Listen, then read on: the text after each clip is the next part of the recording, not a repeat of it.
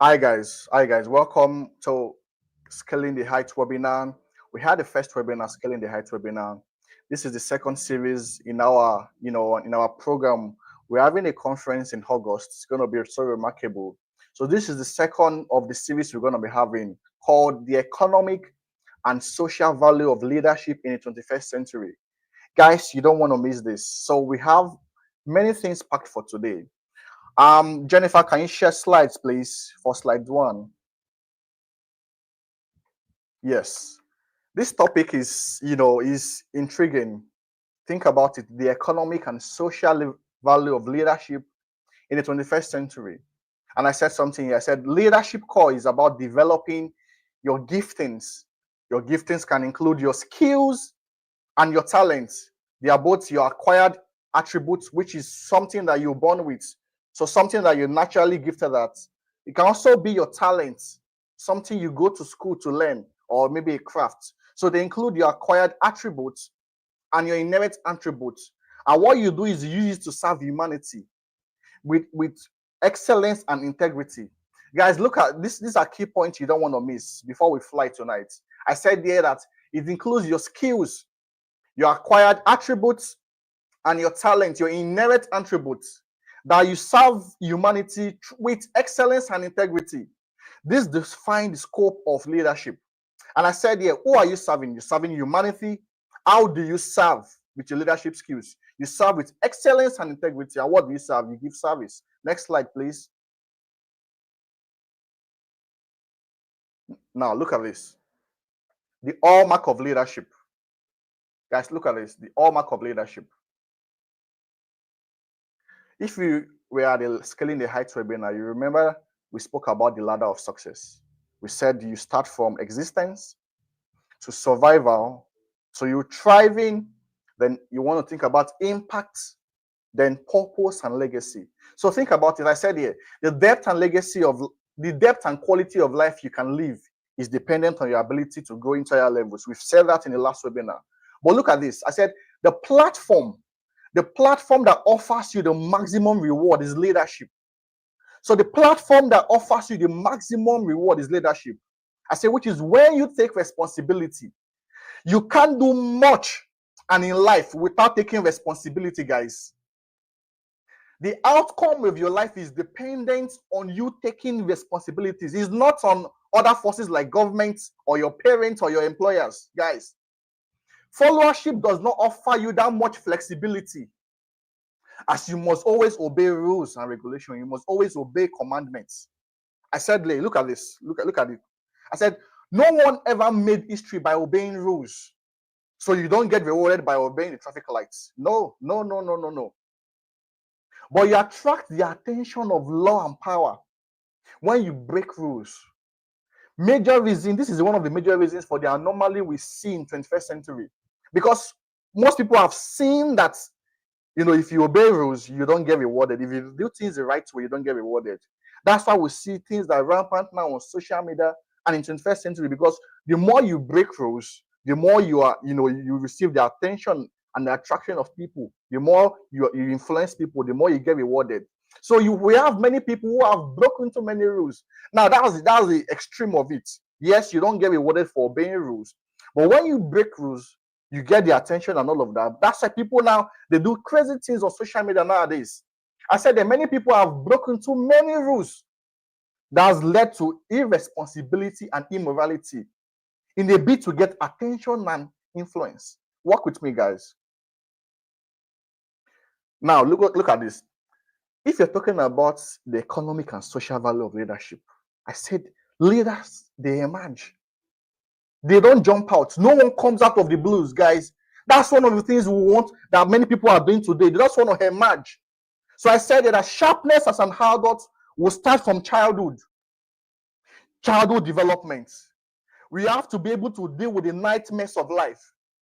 Leadership is not only the ability to dream, but the capacity to deal with nightmares. You have to fight for your dreams. I said anyone can dream. Even followers can dream of deliverance or freedom. But only leaders fight. Followers can dream of liberty. They can dream of independence. They can dream of being of a life of freedom. but only leaders fight. So I said here, the drive of leadership is the blessedness of discontentment with little. The moment you are satisfied with little, you can't be a leader. But once you are not satisfied with little, then you have the mentality of a leader. I said here, on the ladder of success, the apex there is not comfort zone, survivor. So we have many people in 21st century that are just surviving. Like I usually say, they have a car or a house, but nothing more than that. So you must be blessed with not being satisfied with little, both in the third world countries and in the first world countries, guys. Go to the next slide. Now look at this. Before we fly tonight, this is very, very crucial, guys. This is very, very crucial. To the previous slide here, I said there the audience of one. The audience of one. Who is the audience? Because you remember we said there that you're going to serve humanity with excellence and integrity. But think about it. Who judges? Who determines how well you lead or I lead in life or in destiny? I said that the audience of one is Jesus. As far as Jesus is pleased, and look at the emphasis I gave there, purpose over profit. In today's world, we have even empires, organizations, global firms that have chosen profit over purpose, profit over peace.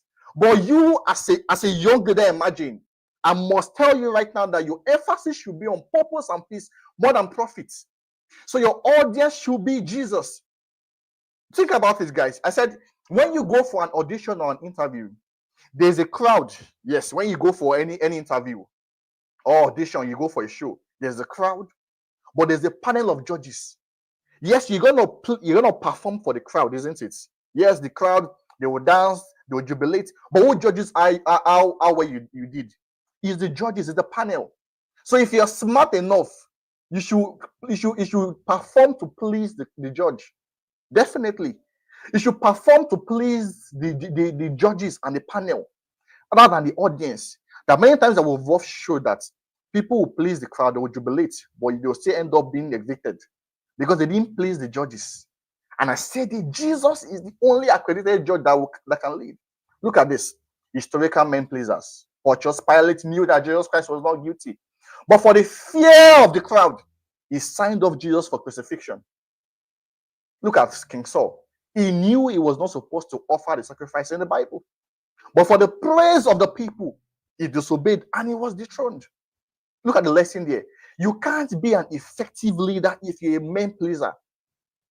You can't be an effective leader if you're a man pleaser. Now, think about it. The mode of leadership. I've spoken about the audience of one. I've spoken about pleasing Jesus Christ. I've spoken about you not being a man pleaser. Now, how do you serve? How do you serve?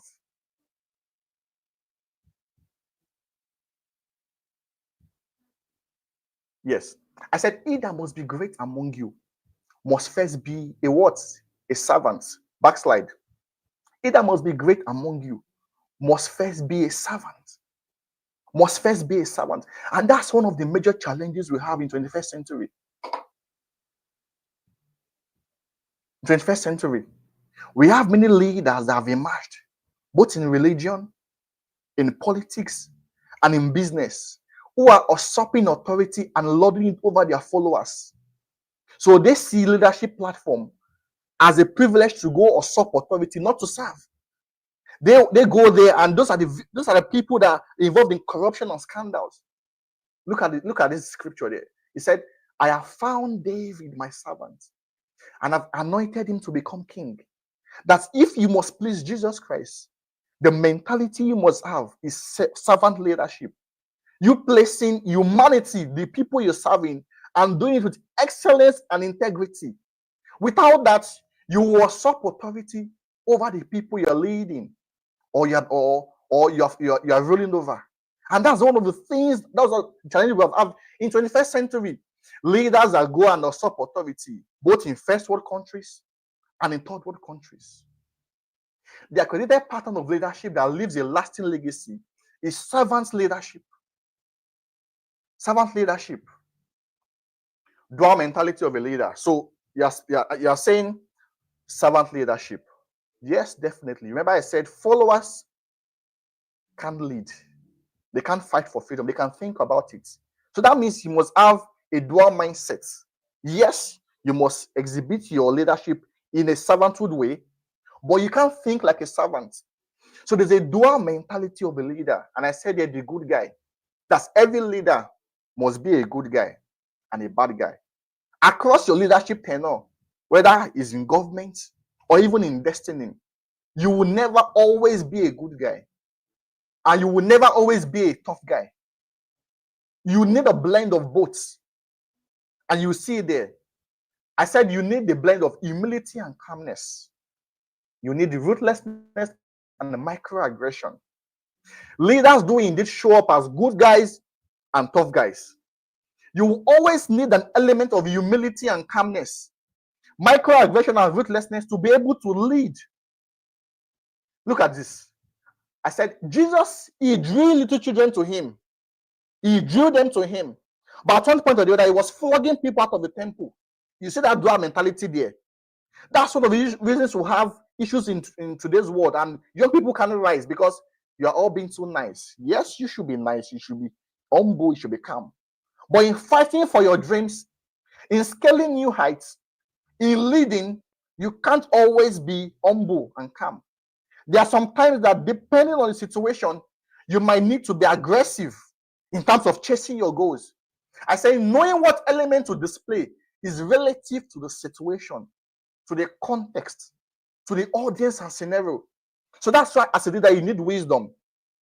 Because you want to know at what point do I become humble? In this particular scenario, should I be humble or should I be aggressive? It's based on the situation, the context, the audience, and the scenario. Next slide. Why must I become a leader? Why must I become a leader, guys? Because I know many people will be like, well, I don't want to join this session. Well, I care about money. I've heard that many times. Days when we're just trying to build, get into purpose, get into self-discovery. We had many people that we grew up with that they had this opportunity also to read some of the books we read. But some of the languages those days were, well, I'm just chasing money. Well, nothing, and I don't care about politics. I don't care about anything. Just money. They've not gotten that money up to today. So I'm telling you that why must you become a leader? Look at this. Impact on society. Proverbs 29 verse 2, it says, when the righteous are in authority, the people rejoice. But when the wicked bear it through, the people mourn. We find this especially predominant in the third world countries, where leadership, they have such a huge effect on the livelihood of their citizens. I said that when the righteous are in authority, the people rejoice. So that means, are you rejoice or are you mourn? It's based on leadership. So if you are smart enough, wouldn't you want to pay attention to what leadership is about? Because if you rejoice or you mourn, it's based on leadership. So impact on society is one of the reasons why you must become a leader. Number 2, generational impacts. I said here, Gehazi, for example, in the Bible, he brought leprosy upon his generation. So if you are in Gehazi's lineage, you will find yourself being a leper. Why? Because there was a bad leader. There was a bad great-grandfather. Think about that. Abraham, he brought generational blessings to his family. So if you were a child of Abraham or you're in lineage of Abraham, you will enjoy blessings just because of the decision of a forefather. So I said there that you must rise to become an effective leader because you want to make a generational impact. Remember that some of the traits you bear today is not just you. You call them genetics, but it's passed on from one generation to the other. So I said there, the next point is economic power. Leadership gives you access to economic power that gives you better control and ownership of the remote control of your life. Guys, you need to take the remote control of your life from governments or employers. Leadership gives you that platform. It gives you the economic power that gives you a better. Many people are living lives for people. They are living lives for systems. They are victims of systems and structures because they've handed the remote control of their life to government. This is very, very ridiculous. Very, very ridiculous in today's world. The act of leading. I said, across your journey in scaling new heights, you exhibit and express these leadership types in various seasons of your life. So I'm speaking, I think, to a global audience, but majorly to young people in global audience. The act of leading, you must master it. Because at one point or the other, you're thinking, well, I'm 15, I'm 12, I'm 20, I've got the time. Another point in life, you're already 50, time goes. Like is a popular quote, time waits for no man. So across your journey in scaling new heights, you exhibit and express these leadership journeys in various seasons of your life. So case study, Jesus Christ, David and Joseph, you see a familiar pattern. And even people in today's world, I said that you must go through discovery. Discovery is a season of recognition, of knowing yourself, personal awareness. And mostly is within the age of 0 to 20 years. Now, I took extra effort to even pull the age. So if you are 20, if you are less than 20 on this live session today, this is where you belong to. Discovery. See, most of the issues we have in today's world are people that have missed their seasons. Seasons go fast in life. Once you miss it, it's like you miss class. You bear that ignorance all the days of your life. So if you are less than 20 today, you have grace because this is your season of discovery. Discovery of knowing yourself, your self-awareness is very, very important. The next one is self-leadership. Leading yourself through self-awareness and discipline. This is from 20 to 30 years. See, this you can't joke with these guys. You can't joke with this self-leadership. Leading yourself through awareness and discipline. Now we'll move to the next, brand leadership. Developing and building your personal brand, mostly from 30 years old to 50 years. Guys, you need to take these notes so you can judge yourself based on these metrics.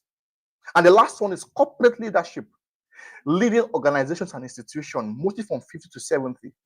Let me tell you, if a child aims to get to corporate leadership without going through these stages, discovery, self-leadership, and brand leadership, that corporation will crumble. That corporation will crumble. It will crumble because the aim of these seasons in life is to give you what? Stature, maturity, and experience. Because I think for many young people, they think life is a bed of roses. Life is not a bed of roses. Life is not a bed of roses. People win in life. People break through in life. When you say breakthrough, it's fighting. That's breaking through barriers, limitation. So this journey here, discovery to self-leadership, to brand leadership, to corporate leadership is something you can't forget. And you must mark yourself against this time. So if you are 30 years old, you must know where you belong to now. Now you should be, all things being equal, you should be in brand leadership. Now establishing what you stand for in your world, in your industry. This is what you stand for. But one of the issues we have, next slide, please.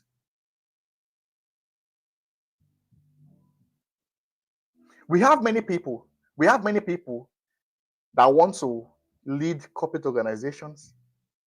They want to have brands without self-discovery and awareness. And you're gonna see the side effect of that. I said the backbone of self-leadership is self-awareness or self-identity. Awareness of your strengths and your weaknesses, emotional intelligence and your calling. Your strength will get you to the top. I'm singing this. Your strength, because from the last webinar, we all agree that we're scaling new heights. And I know, especially as touching young people that are on this live call tonight, whether you're in a third world country or in a first world country, you are definitely going to get opportunities that will scale new heights. I can guarantee you that. What I can guarantee you is that you will not crumble without you dealing with your weaknesses. Your weaknesses will bring you down. I can't begin to tell you stories of people that have climbed heights that you think they can never come down again. Just one weakness, just one blind spot brings them down. Ladder of success. So I said that self-leadership is understanding your strengths and your weaknesses. Emotional intelligence, managing emotions effectively. Your purpose discovery, which is your 0 to 20 years old. Finding and also refining your call. Because many people will say, my passion is, in today's world, you must note the economic importance of your passion. Yes, it looks quite crude, but many people have pursued passion that has no economic relevance, and they've missed out in destiny. They've pursued passion that has no economic relevance, and they've missed out on destiny. Many people also still believe in traditional knowledge. In 21st century, as a young person, your selling point is traditional knowledge. You're a joker. You're a joker. This is where you discover these things. That you have to refine your call. You have to refine your vision. Not just only finding your vision or discovering your vision, but also refining it and adapting to the society and the world you live in. Many people have migrated to different countries and they found themselves in careers that they never planned of because they had to adapt and refine it, guys. And we had many people that were stagnant and inflexible and they went into extinction. Self-leadership. Look at this. Can you bold in it so that you can see it? Self-awareness challenges. Self-awareness challenges. In the 21st century, leadership is not only just about expertise or authority. It's about awareness, adaptability, emotional intelligence. Yet, look at this. Two psychological phenomena stands out. They're extremes. They stand out. Guys, you need to check this. The Dunning-Kruger effect and the imposter syndrome. They often determine how leaders perceive their own abilities and how they show up in the world. So we're going to look at Dunning-Kruger's effects, and you check and judge yourself. If you're a victim of this, who are these people? These people are the overconfident ones, but underqualified. We find them in today's world. There are many of them. Overconfident but underqualified. They are ignorant or in denial of their blind spot and limitation. They believe they have all the answers and they know it all. They are victims of pride and self. Guys, there are many people in today's world that are overconfident but underqualified. Yes, you must be confident, but your confidence must match your skill level. That's when you have lasting impact. Once you become overconfident and you're underqualified, what happens is that you get off the ladder. Because now you can't defend, you can't bring defense to all the things you've said. So we have many people that have gotten jobs, they've gone to interviews. They've gone to say, I can do this and that, I can do this, design this, and they give them the job. They have the position, only to find that they are nothing, or they don't have that, and they're sacked. And that brings in a bad track record of lack of integrity. The rich fool died the night he boasted of his success. Look at something. You may not know the rich fool. Some may not be Christians here. But look at this one will be popular. The Titanic leadership in 1912 led to the worst maritime disaster in history due to overconfidence in the ship's invisibility, despite multiple iceberg warnings. Now, many of us are in a third world country or even in the first world countries. We are victim of Dunning-Kruger's effect. There are people, okay, maybe your boss has told you, Joel or Victory, you need to work on this, but you believe you know it all. What happens is that you will definitely fall off the ladder. Now we have people that are suffering from imposter syndrome. Imposter syndrome. Look at this. These ones are the overqualified but underconfident. In fact, most people fall into this. What those are extremes anyway. But most people, especially in the third world countries, they fall victim of this, the imposter syndrome. They are overqualified, but underconfident. They are ignorant or in denial of their uniqueness and strengths. They attribute their achievements to luck rather than skill. They are victims of self-doubt, limiting beliefs and low self-esteem. For example, Moses doubted his abilities. He said he was a stammerer, despite his leadership abilities. Saul went into hiding. After he's been anointed, he still even went into hiding on the day of his coronation. You might say you don't know them. What about Michelle Obama? She said it, that she felt she was not worthy of being in the White House. Albert Einstein, one of the most intelligent persons on earth, doubted himself. Imposter syndrome. Guys, you need to begin to work on these things, because it will definitely be a limitation when you begin to scale new heights, when you get into corporate ladders, and this effect coming from the Kruger's effect, imposter syndrome, it can shipwreck all your career and your purpose. I said there, on the Kruger's effect, extreme consciousness of your strengths, they never finish well. The imposter syndrome victims, they have the extreme consciousness of their weaknesses. They never even start.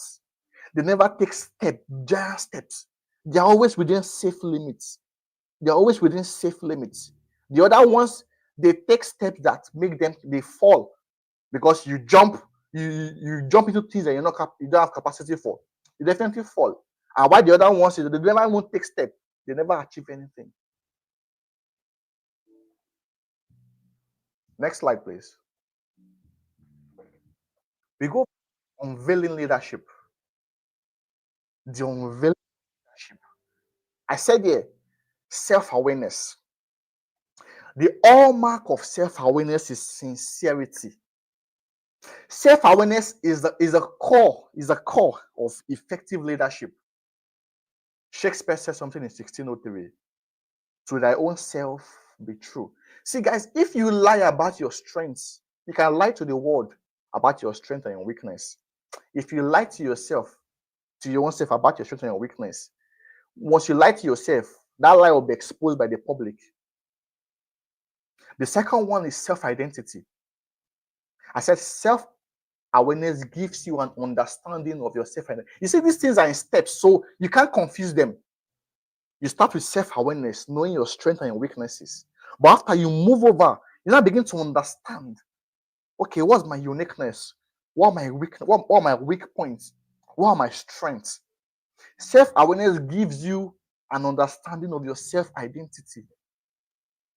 Now, once you have gotten a sense of self-identity, then you can start your journey of self-leadership. I said self-leadership gives you a template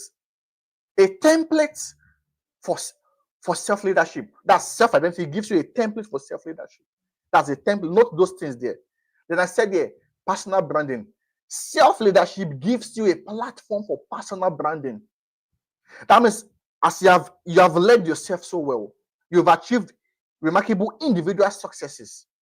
Now you can begin to portray that as a brand that other people should come. Remember, we spoke about it in the first webinar about when you begin to thrive, you want exclusivity to yourself. But after you have more than enough, you think about impact. You want people to come in. That's where this personal branding comes in. So after you have led, there's no how you lead yourself successfully without having people emulate and wanting to follow you. So you see that self-leadership gives you a platform for personal branding. And I said the last one, personal branding gives you a track record of corporate leadership. You see, one of the issues we have in today's world, people want to jump into corporate leadership. They want to bypass self-awareness, self-identity, self-leadership, and personal branding. Or some want to bypass self-identity and self-leadership. They want to jump into branding. That's how we see many people in today's world. They say they are content creators. There must be a redefinition of that, because in today's world, we have content that are perverse, and they are not even worthy of being called content. Actually, the word that it should be is rubbish content. Today, we need people that value creators. Value creators, that you bring in information in any context that shapes society to morality and responsibility. The content we see in today's world, the shapes society to immorality and irresponsibility. So if you don't follow these processes, you can't get to this corporate leadership. If you get there, guys, you will make a shipwreck of your destiny and your purpose. So I said there, so we have many young people who are fantastic online, but horrible offline. The 21st century is an unforgiving generation. So through self-awareness, you can spot out your weaknesses before they find it out. They will, in today's, growing up, you have, should I say, that regard of fear for elders. But in this our century, 21st century, they're gonna rubbish you. So think about you that you want to aspire to become a leader. You want to reach the top in your career, and you don't have these things in mind. Once you trend once, you can even be a victim of suicide, guys. Do you know that? So you have to spot your weaknesses before they spot it out for you. Platform gives you opportunities. Platforms, yes, social media platform, it gives you opportunities to show your results. But template allows you to build values. You have a good report. You have a track record of discipline, of integrity, of punctuality, of effectiveness. I said, pursue template, not platforms. As a young person, pursue template, not platform. Don't wake up one morning and say you want to go and start building your social media. Building what? Brand and look at something. Brand and corporate leadership is about manifesting what you have built in self-leadership. When I go to the office and you see top-level managers and directors, they don't do the manual work we do. What they do is thinking. So system thinking, crafting vision. But in those meetings, you can go there as someone that has not gone through these trainings and you shipwreck your destiny. Because, for example, you don't know the laws of how you should speak. We're going to get there. How you should speak, when you should speak, how to portray your convictions and your arguments. We're going to get there, guys. I said the most you can do in brand and corporate leadership is enhancement and refinement. This is the reason why you can have a boss, someone that is so good at his job or his skill. Is a manager, is a director, is a boss. But this person is filled with anger. This person is so, you say, my manager is so bossy. Because they can't learn these things again at that level. It's the same way as an adult, you can't grow again. You can't grow. So babies grow. As a young person, you can grow, increase in your height or your stature. But you get to an age whereby even if you hit everything in this world, it will just lead to just acquiring junks. You can only refine and enhance these things in corporate leadership. But once you build them, is in self-leadership. I'm giving you the code, what to do, all the things that you're going to use in corporate leadership when you get to the top. You have to start learning it now.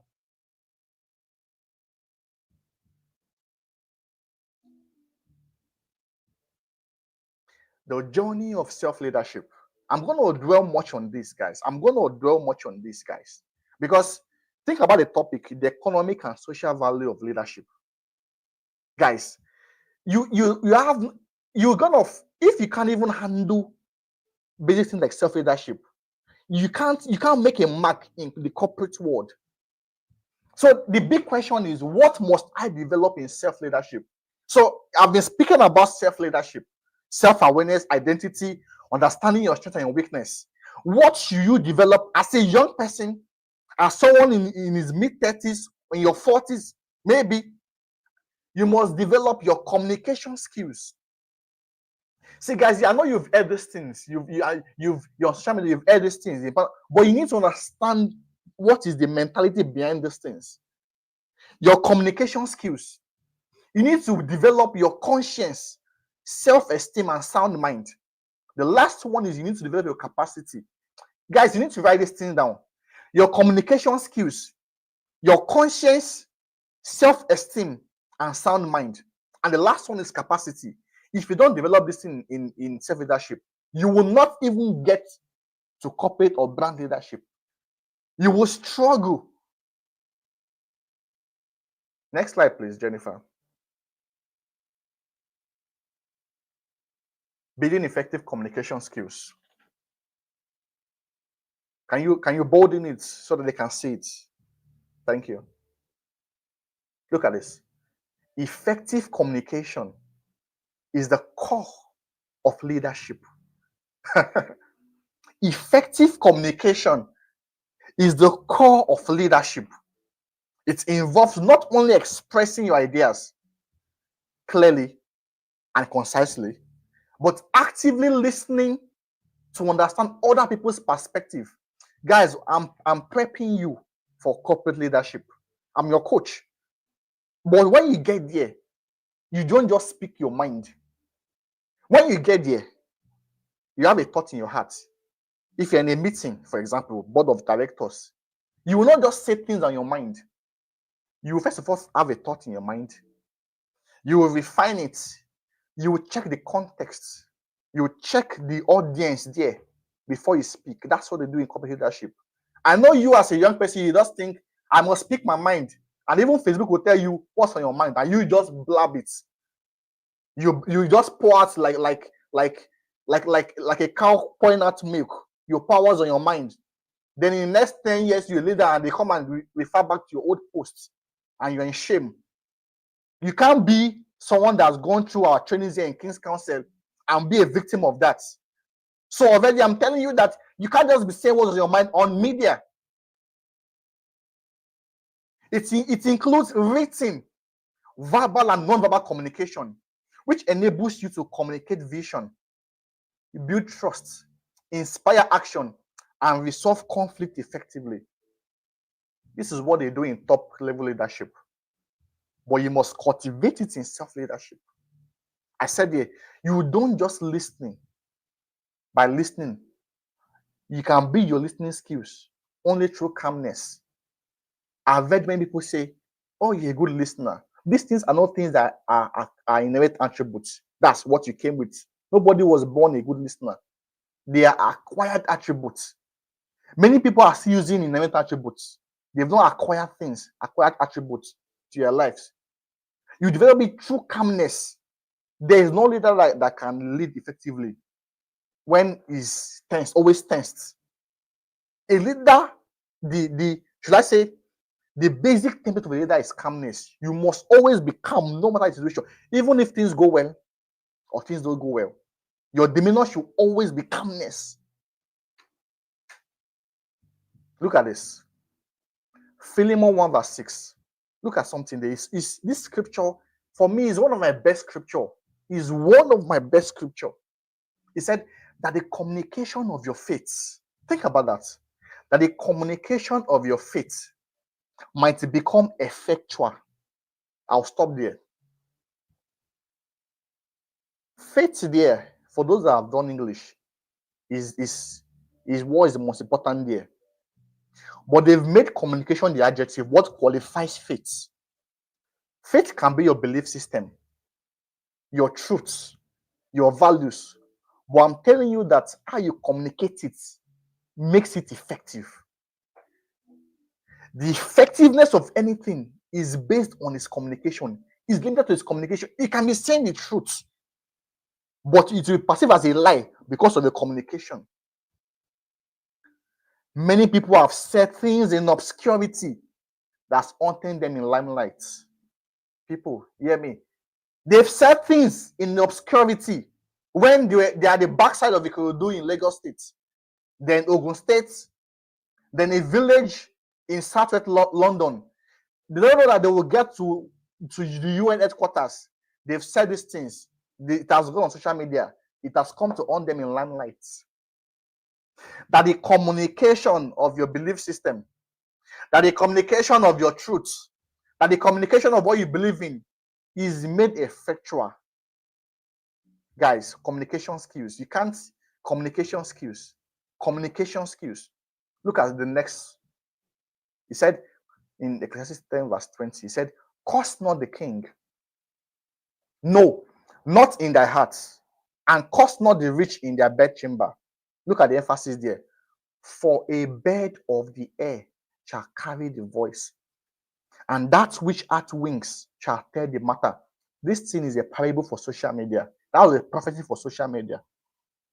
There's nothing that is secret now. People have said things even at private conversations. They've shared their opinions or their thoughts. And for one reason or the other, it has come to social media. You're not an ignorant of Twitter, of Instagram, and the things that go on there. People just having private conversation, but it goes on social media and it haunts their image and their brand. I'm telling you this guy, watch your communication. The communication of your faith is effectual based on how you communicate it. Effective communication skills, guys. You must build it in self-leadership. Next slide.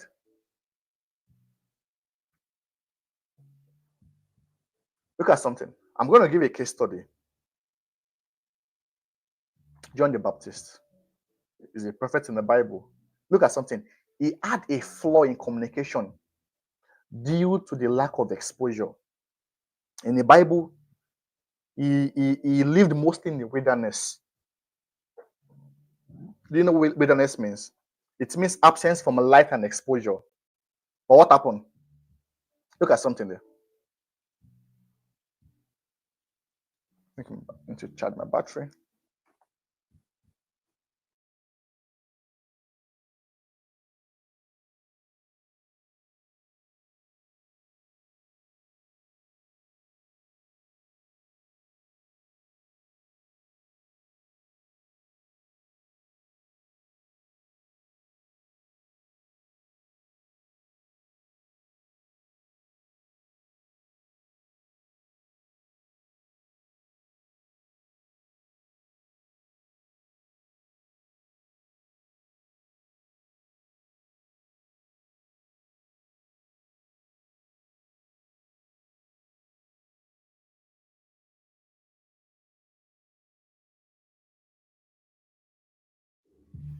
Okay, yeah. It's clear now. Okay. That's what he was doing. He was abusing people that came to him for baptism. Or you also, as a young person, as a salesperson, you abuse your customers, you speak rudely to them, and you think it doesn't matter because I'm not going anywhere. I said there, he then found himself in the palace. Now, he didn't work on his communication flaw. He thought everybody were the Pharisees and Sadducees. What happened? He spoke against the king, King Herod in the Bible, and he was beheaded. He was beheaded. I said, though he was right, yet his approach was wrong. You're going to see why his approach was wrong. He was beheaded. Another case study, a prophet in the Bible called Nathan. He was sent the same message as John the Baptist. Go tell a king about his wrongdoings. But he went there. He spoke with honor. He spoke with dignity. Bible said even David condemned himself. Romans 13 verse 1, he said, everyone must submit to governing authorities. Guys, you don't speak to governing authorities anyhow.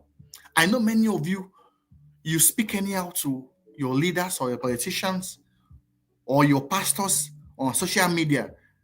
If you are found doing that, it will come back to haunt you. It will come back to haunt you. It will. Modern politics. Donald Trump, for example, you could see that he is very strong in communication, communicating the vision of America, communicating his belief system, versus a Joe Biden that appears quite, should I say, docile, quite laid back. Because of those two differences, the whole world have gone into a certain war that we should not have gone into, because a leader doesn't know how to back his words with power.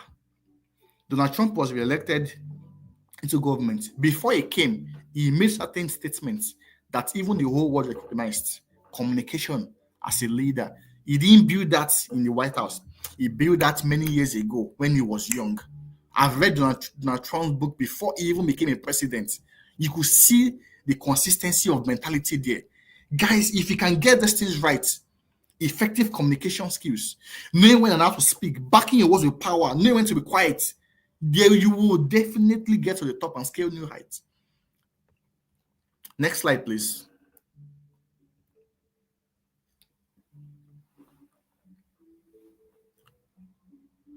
The ABC principle of communication. The ABC principle of communication. So you can be asking me, well, now I know there's a need for me to communicate effectively, to communicate rightly.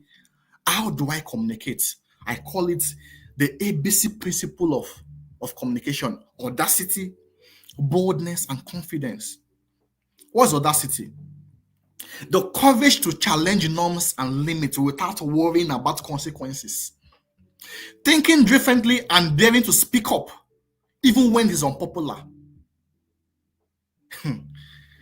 Boldness is taking action despite obvious fear, staying true to your convictions, the ability to express your ideas with clarity and assertiveness. Confidence, the power of presence, acting because you trust your self-ability and composure. Guys, you need this. You can see the examples there. Nelson Mandela, he stood against apartheid and he became one of the colossus of even 21st century. Martin Luther King Jr., he spoke about the have a dream. Even me, even generations after him still refer to that particular article, that particular speech. I have a dream. He's divided with boldness and conviction. Barack Obama, for example, when he was president in the US, he didn't really do too well economically, but was able to back his words with confidence during tough times in the USA. Hebrews 10:38, he said, cast not your confidence that has a great recompense of reward. You need this as to become an effective leader: audacity, boldness, and confidence. Many of us, we don't yet have these things, the courage to challenge norms. One in 2016, or it's actually 2017, that was the peak, that was the apex of what they call Yahoo Yahoo in Nigeria as at that time. Every young person was doing Yahoo Yahoo as at that time. Those are the ones doing bad things. The ones that are doing good things. That was the apex of the outbreak of bank jobs in Nigeria then. So you see young people, they have jobs, oil company. That was the point I decided that I can't be in this kind of system. It looks so difficult. I got a job in Lagos State, Nigeria when I finished my university. After 2 weeks, I resigned from the job. I resigned. The audacity to challenge norms. I said, I can't do this. It can't take me to the next level. And that's one of the issues we have in 21st century. We have many people who are saying half bread is better than none. Until you decide that you want full bread or not, you can't get anywhere in life. You need to break away from this half bread mentality. Many of us, we don't yet have the audacity, the boldness, the confidence to challenge norms. I resigned from that job and I became jobless. Yes. And people came that you will bear the consequence. I said, yes, I will bear the consequence. And I was jobless. I was broke, but I knew what I was doing. Those were the moments of self-discovery, refining my vision. Those were moments I had to upscale my communication skills. Those were moments I was able to read for 8-10 hours. I was able to have a personal coach. Those were investment. Now today, Yahoo, you will think it will never go. It has gone off the drain. Many people now that even have jobs, those kind of jobs I spoke about, they can't even survive in today's world. The audacity. I knew with that it can't take you to the next level. But many people will be like, well, let's just survive. The half-bread mentality is one of the major plagues of third world countries. Half-bread mentality. We need audacity, courage, and boldness to challenge norms, guys. I said there, you will never become an effective leader or scale new heights by being a coward. Look at this. The courageous always lead the gifted. I've seen it in today's world. The courageous always lead the gifted.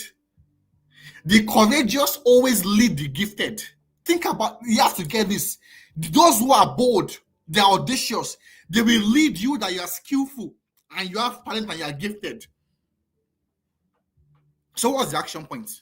Speak in front of the mirror, record yourself, analyze of your delivery, take public speaking opportunities, even in small groups. I said, look at something there.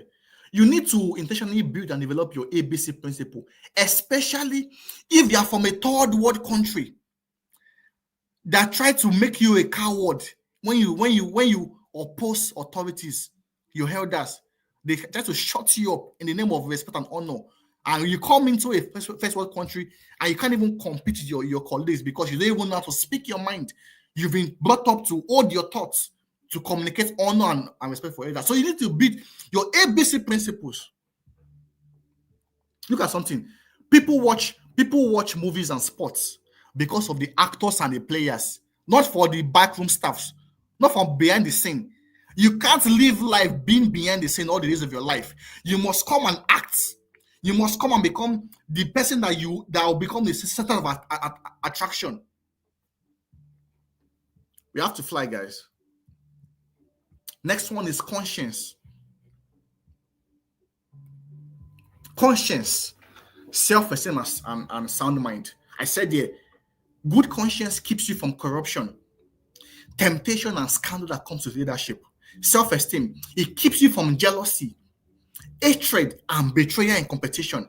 What about sound mind? It keeps you from pressure, burnout that comes with leadership. Look at these points. I said here, the lack of empathy and compassion is the major reason for corruption in 21st century, in business, in government, and in religion. The lack of empathy and compassion is one of the major reasons for corruption. Self-esteem ensures you are confident and proud of who you are. I said here, in 21st century, people consciously and subtly bully others with their achievements. That's what social media is about. You think it's about being socializing, but it's about bullying others. So if you don't have a good self-esteem, you will be bullied. You will be bullied on LinkedIn, on Instagram. You will be bullied on Twitter because you don't have a good self-esteem. How about sound mind? Sound mind keeps you from going beyond your breaking limits. When followers pressure you to become the savior of their lives and choices, I think this one is made only for those in first world countries. As a young person, you come for studies or something, but people in Toronto, they think maybe you pluck money from the trees, and they sort of strip you to become the savior of their lives. If you don't have sound mind, you will break limits. You will go past your breaking limits because you want to please people. I said you cannot always please everyone every time, no matter what you do. Think about Moses in the Bible. Any small thing, they cry unto him. Oh, they cry unto him, Moses, Moses, Moses. And he kept on delivering until he led to his end. He could have known that I can't go past my breaking limits. You cannot always please everyone every time, no matter what you guys take this. Just take it as a gift from me. You cannot always please everyone, no matter what you do. So I know you're going to serve humanity, yes, with excellence and integrity, but you can't always please everyone all the time, no matter what you do.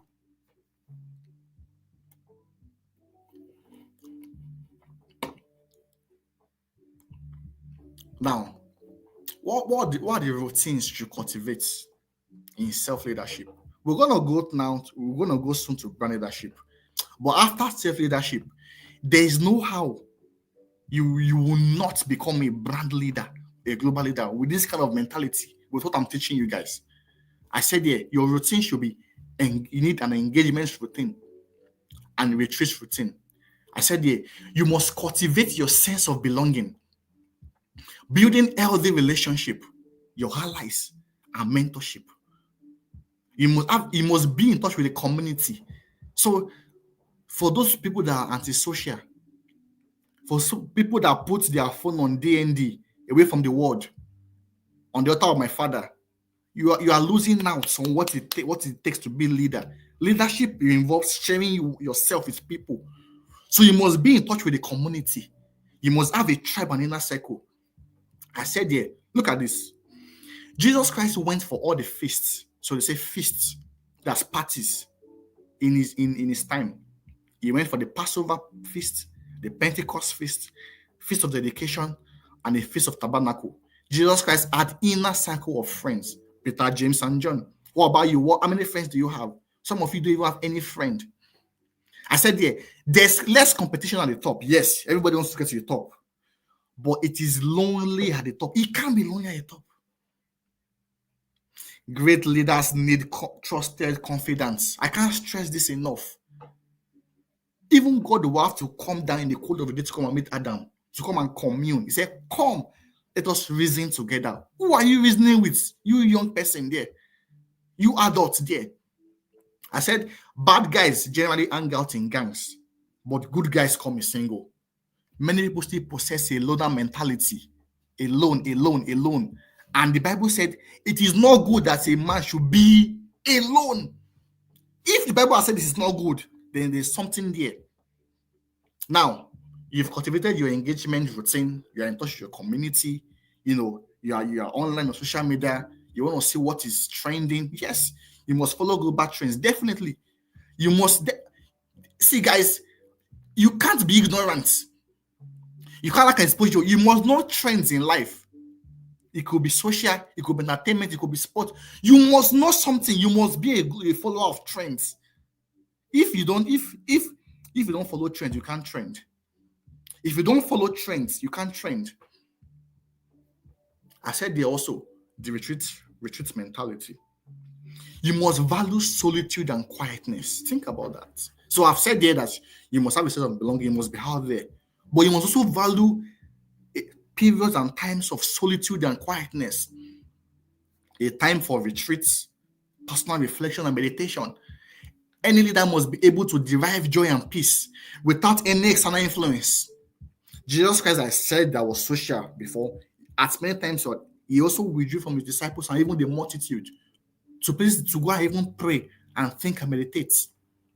Why there's an emphasis on you being out there, there must also be a need to have a private life. There must be a demarcation between your public life and your private life. This is one of the major crises in today's world. What should be in private is flying on the street of social media. Go and check all the great leaders we have in today's world.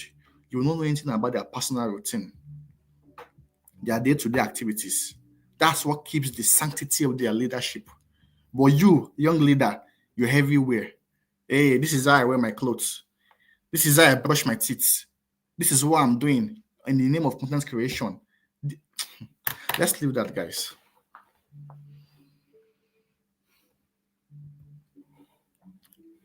Building capacity. Look at this. Building capacity. In self-leadership, you communicate. Effective communication skills, number one. Number two, you build your sound mind, your conscience, and your self-esteem.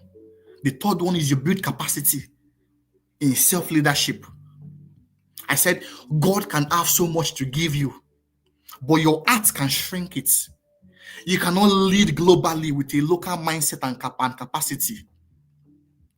You have nothing doing in leadership if you don't have a heart for humanity. Many of you, you are too innocent. Proverbs 9 verse 9. Look at something there that I highlighted. It said, he will yet be wiser. He will increase in learning. So there's a need to build capacity. Some people now, they go to gym to build their body capacity, but their mind is empty. And we have many of them in today's world. Guys, they look hefty, well built, but when you engage them one-to-one, it's bread. It's a pack of bread that is there. It's a pack of bread that is there because they've not built capacity mentally. Look at how should you build your capacity? Look at something there. You need to, Jennifer, can you enlarge it if possible? You need a largeness of heart. the largeness of heart, a great capacity for wisdom, understanding, and compassion. You can see into people's vulnerabilities without getting hurt by them. A heart that can comprehend, love abundantly and generously. You can make room for different perspective. You are not a one-way thinker or a rigid thinker. We have many leaders, many people that what has limited them from getting to the next level in life is because they cannot open themselves to other views. I call it psychosclerosis. You can check it. Psychosclerosis, inflexible thinking. Do you know many people, they will not have been a victim of the economic crisis in a country like Nigeria if only they've taken the opportunity to travel out to certain countries that they may not probably like or be their first choice. But because it's a one-way thing, I've seen many people that will say, is either US or I die. What is that?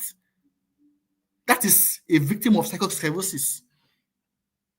As a leader, you must have a largeness of heart to accommodate other perspective. There are people that they will tell you they only listen to one person, maybe religion-wise or finance-wise. And meanwhile, the information that would have changed their life, another person, another speaker has it. But you cannot open yourself to that information. You must be able to metamorphose, to transition, and open yourself to diverse worldview. I said that you can't have a global destiny. You can't live globally. You only know about your village. It's only your village you know about your family. Local capacity, guys. Donald Trump today, in 2018, I saw him speak at the UN for over 1 hour without any book. He spoke on different views, touching different topics along. I said, wow, you think it's joke? You only what you know is Nollywood. Only what you know is Netflix and Instagram. You don't know anything about religion, nothing about finance, nothing about leadership, nothing. And you are saying you are the head and not the tail.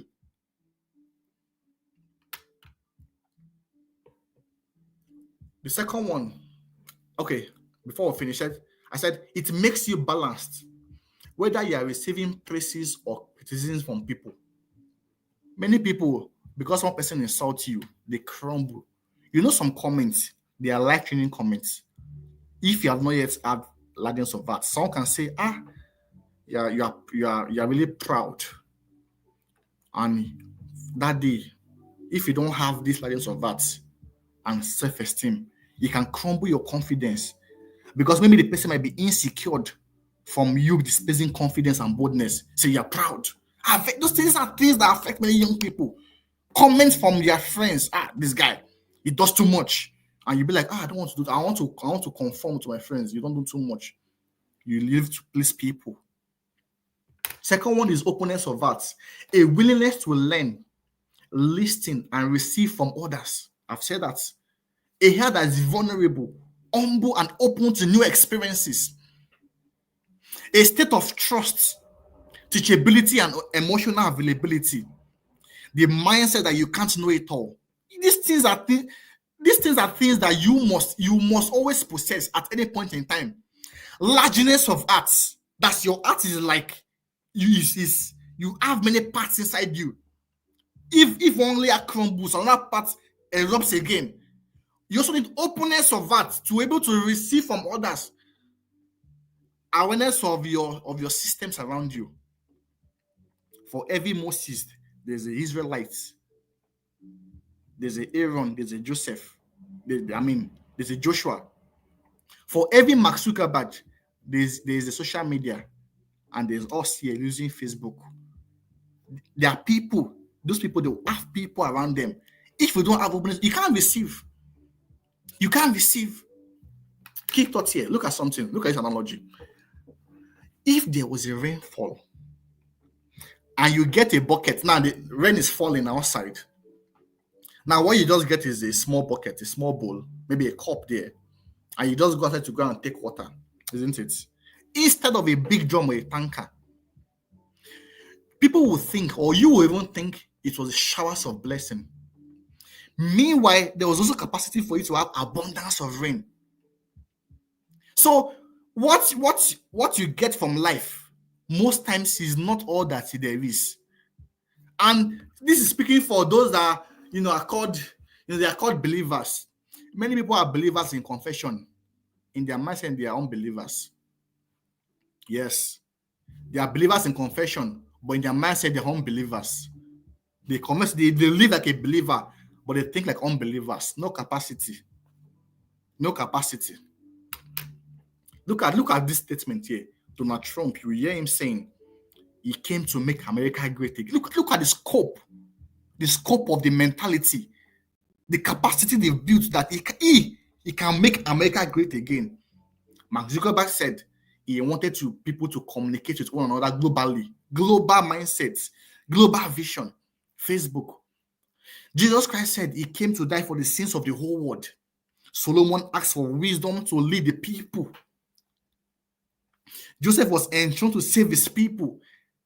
And I'm asking you this evening, what is the size of the vision in your heart? So you, as a young person now, you're in your 40s, you're in your 50s, you're in your 30s. When you wake up in the morning, what motivates you?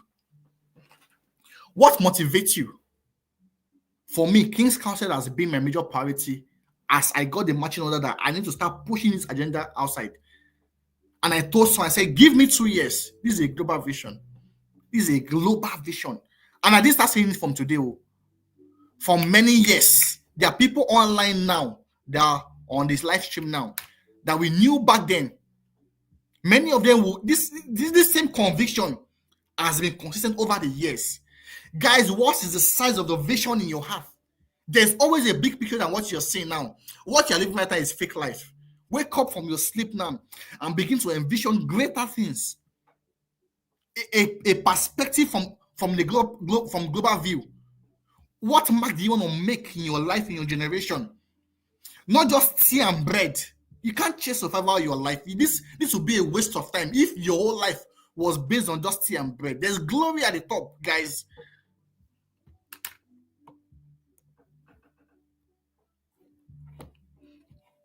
Guys, if we move now to brand leadership, we'll soon conclude because of our time.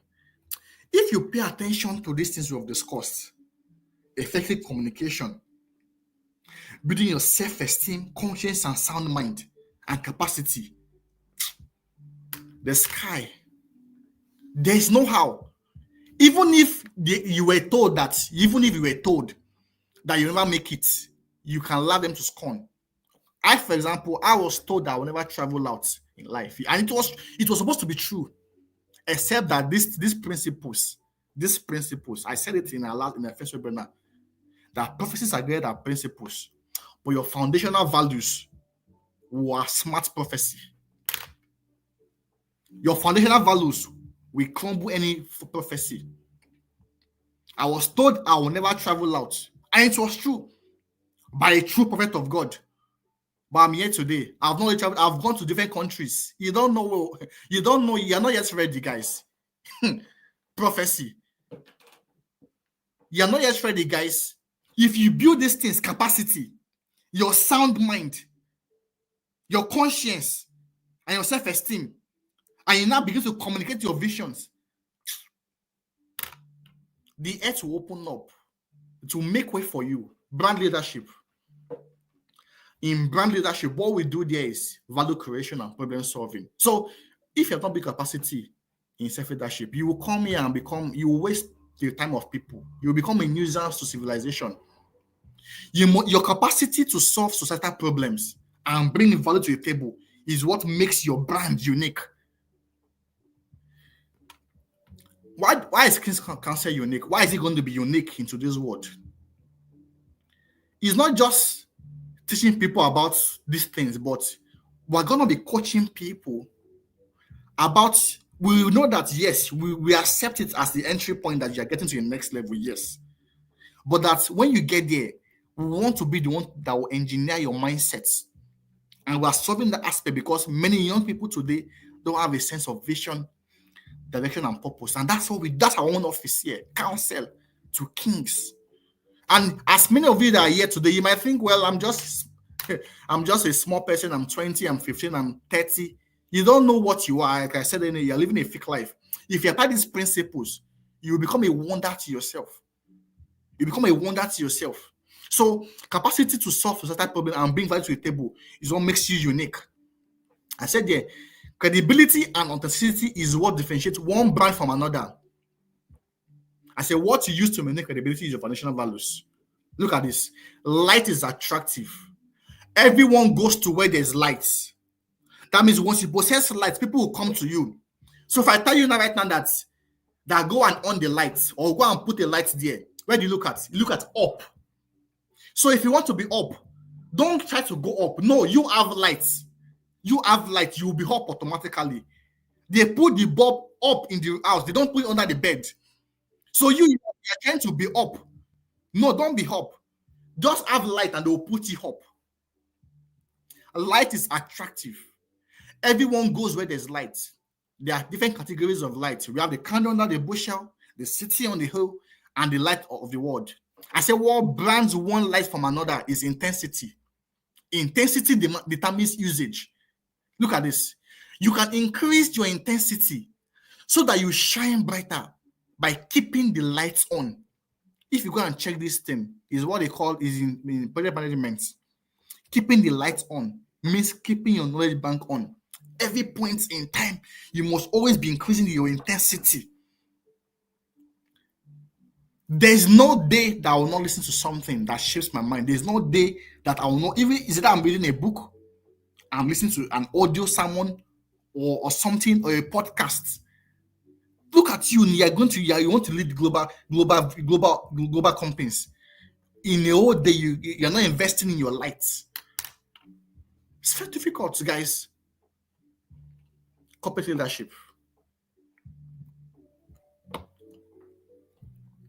I said here, can you bold in it, Jennifer? If I thought you can bold in it.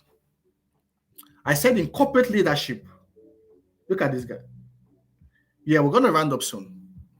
In corporate leadership, vision and ethics are the foundation. Vision and ethics are the foundation, which is the function of result and good reports. The more you climb the ladder of success, the less dependent on skills, the more dependent on value and ethics. In corporate leadership, the less dependent on, because now it's about people that are all qualified at board level or CEOs, but it's more about ethics and values. Lack of skills do not catch people from the top most times. It's a lack of values and ethics, lack of code of conduct. And I'll show you some examples. Will Smith, if you know him, is a renowned actor and comedian in Hollywood. But he went for the Oscars 2022 and he slapped somebody. His whole career lost credibility. If you watch football, Zinedine Zidane, this was one of the best players in the world. He was supposed to win the 2006 World Cup. He slapped because of emotional and no ethics, no football ethics. He lost that. He was red carded and he lost that glory. What John the Baptist we've said earlier on, he was baited by speaking rudely to authority. I'm telling you guys, in corporate leadership, your ethics matters a lot. Your ethics matters a lot. Now, as we conclude, we move to the vision part of corporate leadership. You know, I said there is vision and ethics. So we spoke about ethics, meaning your integrity and value system.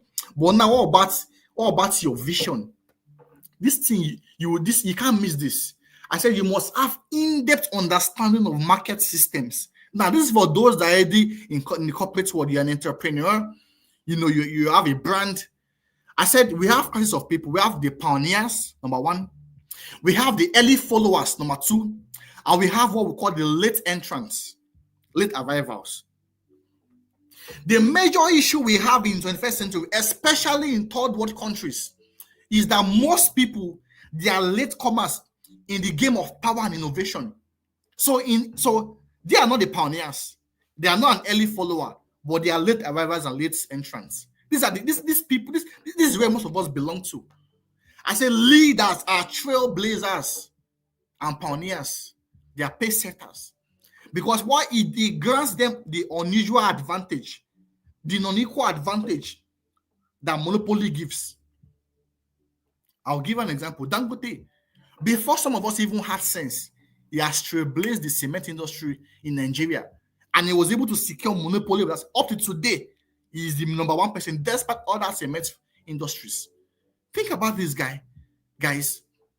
Bill Gates, for example, he monopolized Microsoft because he was a pioneer. So, guys, you need to begin to think about these things. Your giftings, your talents. You have already gone through self-leadership. You are already going through partnership. Think about beginning to pioneer, starting something, coming early into the market system. First Chronicles 1:12 verse 32, he said, and of the children of Issachar, which were men that had understanding of the times. Look at this. To know what Israel ought to do. See, they had understanding of times. They knew what Israel ought to do. They became the heads of over 200 people. And all those people were at their commandments. The key thought here is that timing is important in market system and corporate world. The timing is very, very important. As a leader, you must be equipped and prepared and adaptable at any point in time. As a leader, you must be what? Equipped, prepared, and adaptable. There will be three revolutions that will shape 21st century. You can take this, you can bank on this word. The rise of AI. Number two, migration. The third one is religion. The outbreak of artificial intelligence will lead to a widespread independence on human labor and manpower. As a young person, if you're investing in traditional skills, yes, you will go to school, but your source of advantage in today's world can't be traditional knowledge anymore. The rise of AI will lead to more independence from human labor and manpower. The ripple effect will be that people will begin to migrate because no point productivity again.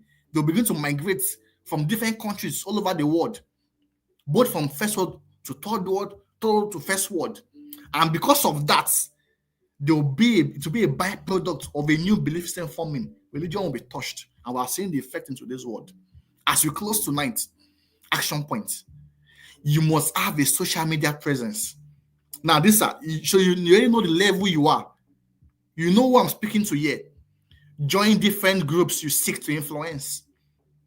You must join fellowships, different fellowships all over the world, community, political party in your local and national governments. Have a voice by speaking and applying for leadership position. Look at these guys. The decision on how you engage culture or your environment is ultimately yours. The decision will determine your legacy. And that platform, the best platform to be able to influence your culture and your world is leadership.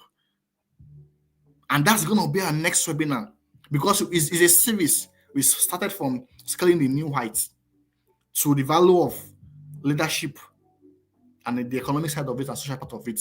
The next part is men and ladders. Guys, you don't want to miss this. So we're bringing it early now.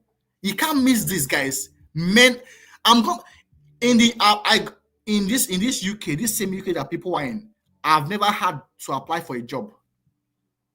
I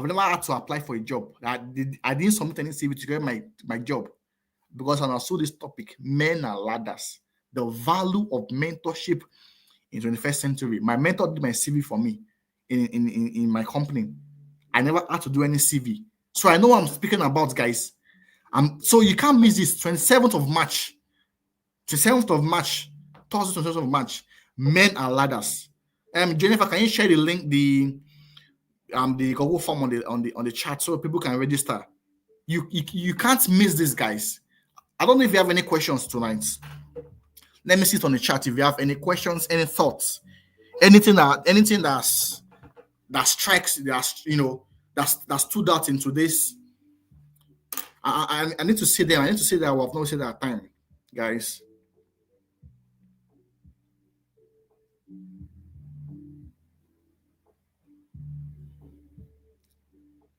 Take the link, guys. Register for it. Share it with your friends. Men and ladders. This one is going to be even greater than the first two ones we've had. It's going to be grand, guys. I want to see your comment on the session that you're following, guys.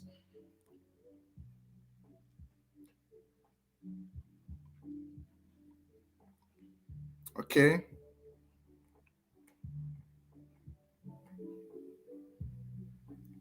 Yes.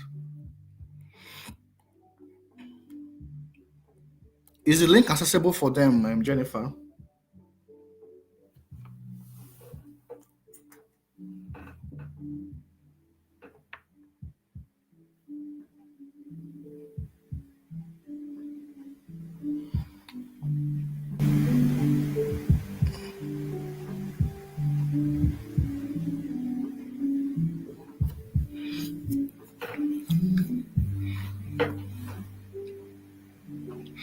Okay, yes. There's a question here that we need to know the economic value of our hobby and our skills. If you realize that a skill is not economically valuable, should you change it for another? I think I think that will need. I think it may not be. It is not a yes or no question. You will need further analysis because you want to know if there's an existing market for your skill or your hobby. How can you scale it? But if there's not any existing market, how can you create and become a pioneer of that particular skill or hobby? That's the work of pioneer. You get. So so you have to check. We have to just check. Is there anything that's existing, and how do we scale this hobby and skill? If not, how do we not pioneer it to make it economic? And definitely there will be some things that in 21st century might not be captured economically. So it may not have any economic value based on the scope of 21st century. That's what we're dealing with 21st century. It might have been relevant in previous centuries or previous times and eras, but it may not be relevant in today's world. Albeit it might be a skill or a hobby. And you need analysis and we need further engagement to be able to determine how can we scale it economically and create a market for it. I hope that answers it right.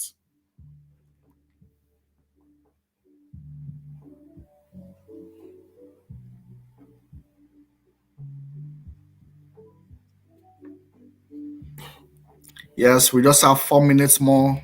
Close at 9:30 UK time, 10:30 Nigerian time. Any more? Audrey Bakenda, did I answer that? You can contact us if you for more analysis.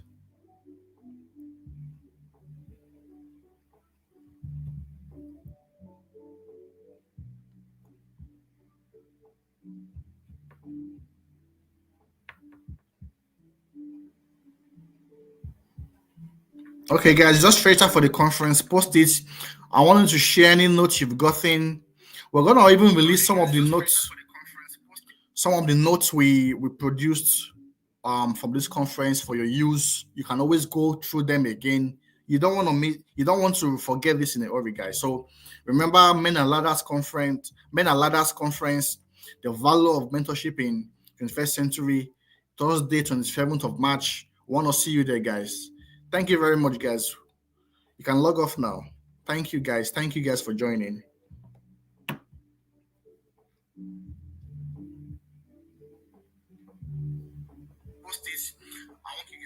Thank you guys for joining.